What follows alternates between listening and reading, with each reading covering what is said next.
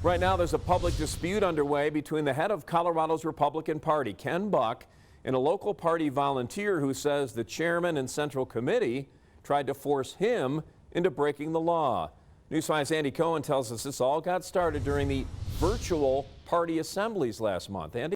The race in question was to be the Republican nominee to State Senate District 10. Only one of the two candidates received enough votes from delegates to qualify for the June primary ballot. But the losing candidate complained to the Central Committee, and after that, Chairman Ken Buck held a hearing and then ordered the volunteer who ran that assembly election to change the results so that both names would appear on the ballot. Eli BREMER said he wasn't about to break state election law just to make party bosses happy. Congressman Buck ordered me to falsify an election document.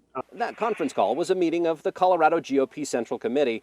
The losing candidate, David STIVER, complained that BREMER botched the election. The process is such that you can't guarantee ballot secrecy, that you can't guarantee anonymity, and you can't guarantee access. Those are three criteria that in any election in the state of Colorado would be thrown out and overturned. Because of the pandemic, assemblies couldn't meet in person. So instead, delegates in Senate District 10 emailed in their votes. Then we were notified that the initial email was hacked.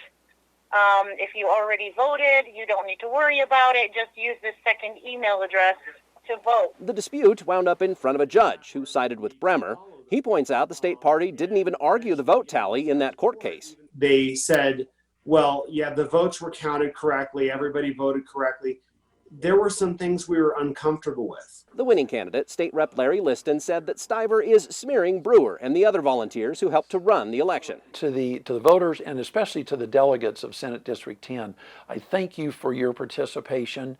I'm sorry that this has been dragged through the morass of the court system. In a statement, Colorado GOP spokesman Joe Jackson highlighted the Central Committee's finding about irregularities in the Senate District 10 election and said, quote, Chairman Buck simply asked Mr. BREMER to acknowledge that he understood what the final decision of the committees was and that he abide by that decision. All of the assemblies statewide submitted their results to the Secretary of State's office yesterday, and Mr. STIVER's name will not appear on the June 30th ballot. Always watching out for you, Andy Cohen, News 5.